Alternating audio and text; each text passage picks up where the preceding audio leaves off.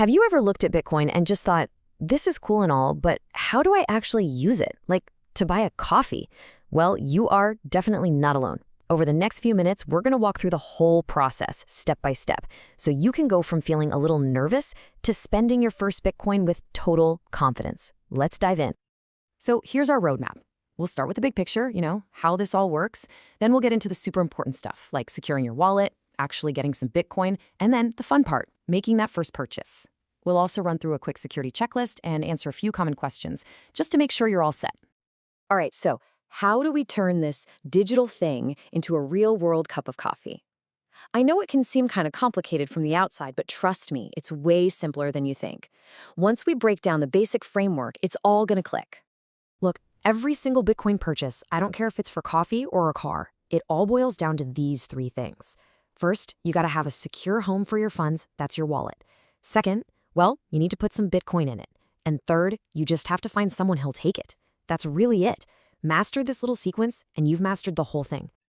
Okay, let's get into what is honestly the most critical decision you're going to make in this entire process. And that's choosing, and more importantly, securing your digital wallet. You really need to think of this as building your own personal bank vault from scratch. So right off the bat, you've got a fundamental choice to make. On one side, you have custodial wallets. These are usually on an exchange, and it means someone else holds the keys for you. Sure, it's convenient, but it's kind of like leaving your money in their safe. On the other side, you have non-custodial wallets. This is where you hold the keys. This gives you absolute control. And honestly, for actually spending your Bitcoin, it is the only way to go. And that really gets to the heart of what Bitcoin is all about. With a non-custodial wallet, you're not just some customer of a financial service. No, you are the bank. Nobody can freeze your funds. Nobody can access them without your permission. You and only you are in complete control. So how do you secure this personal bank of yours? It all comes down to something called a seed phrase. When you set up your wallet, it's going to give you a list of 12 or 24 random words. This is it. This is the master key to everything. That treasure map analogy is perfect, because if you lose that map, the treasure is just gone forever. There is no forgot password button to click. So how do you handle something this important? You have to get physical. Seriously, write it down with a pen on a piece of paper. Double check every single word and make sure the order is perfect. Then take that piece of paper and put it somewhere incredibly safe and private, like a fireproof safe. You might even want to make 2 copies and store them in totally separate, secure places. And this right here, this is the golden rule. The one thing you must never, ever, ever do. Do not take a screenshot of your seed phrase. Don't save it in a text file on your computer. Don't email it to yourself. And please don't put it in a password manager. Any digital copy is just a sitting duck for hackers. This has to be a physical backup. Period. Okay, your vault is built. It's secure. Now it's time to actually put something in it. Let's talk about how to get some Bitcoin loaded up into that brand new wallet of yours. You've really got 2 main options here. The most common way is through an online exchange, where you can swap your regular money for Bitcoin. It's usually the cheapest way, but yeah, you'll need to verify your identity. Then you've got Bitcoin ATMs. They're pretty handy if you want to use cash, but that convenience comes at a very, very steep price. And just how steep is that price? Well, this number kind of says it all, doesn't it? You could be paying fees as high as 15 or even 20% on your purchase at a Bitcoin ATM. For that reason alone, a reputable online exchange is almost always the better choice, especially when you're just starting out. Now listen up, because this is probably the most important part of this whole section. Buying Bitcoin on an exchange is just step 1. It is not truly yours until you withdraw it to your own personal non-custodial wallet. This is the moment you move it from their vault to your vault.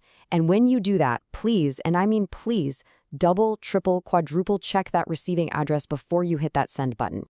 Wallet secure, funds are in place, and now for the moment you've been waiting for. Let's talk about actually using your Bitcoin to buy something. This is where it all comes together and starts to feel real. The actual checkout process is surprisingly easy. When you're ready to pay, the merchant is just going to show you a QR code. You open your wallet app, you scan the code, and poof, it automatically fills in all the details for you. The address, the exact amount, everything. All you got to do is give it a quick once-over to make sure it's correct, and then you hit send. It's actually incredibly slick. Now, once you hit send, your transaction doesn't just show up instantly. It has to get confirmed by the network. And that's where network fees come into play.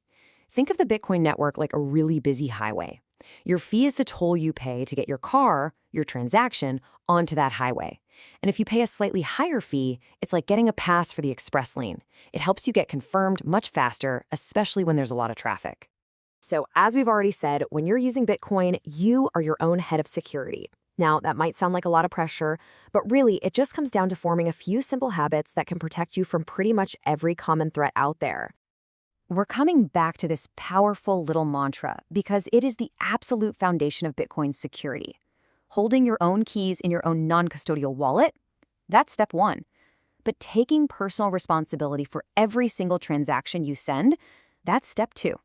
So the key here is to just build a simple habit. Before you ever hit that send button, just take a breath and run this 3-second check. 1, address. Do the first and last few characters match what they're showing you? 2, amount. Is the decimal point in the right place? Is it exactly correct? And 3, urgency. Is someone pushing you, trying to get you to pay fast? If they are, that is a huge red flag. Just stop.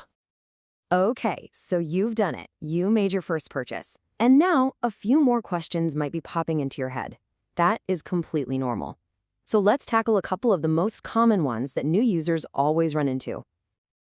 2 big questions always come up. First, hey, why is my transaction taking so long? It's almost always because the network is busy and your fee was just a little too low. You're basically stuck in traffic. Second, how do I get a refund? You have to remember, Bitcoin transactions are final. A refund isn't a reversal. It's a brand new transaction that the merchant has to send back to you.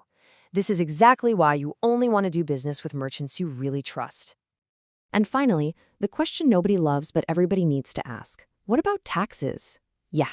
In many countries, spending Bitcoin is considered a taxable event. This table lays it out pretty clearly. If you buy Bitcoin when it's worth $50,000 and then you spend it later to buy a car when it's worth $60,000, you've just realized a $10,000 capital gain, and you might owe tax on that. This is why keeping good records from day one is absolutely essential. So, we've covered the practical steps, right? From securing your wallet to understanding the taxes. But it all comes back to this one single powerful idea. You are your own bank. So I'll just leave you with this question to think about. What is that responsibility? And that freedom? What does that truly mean to you?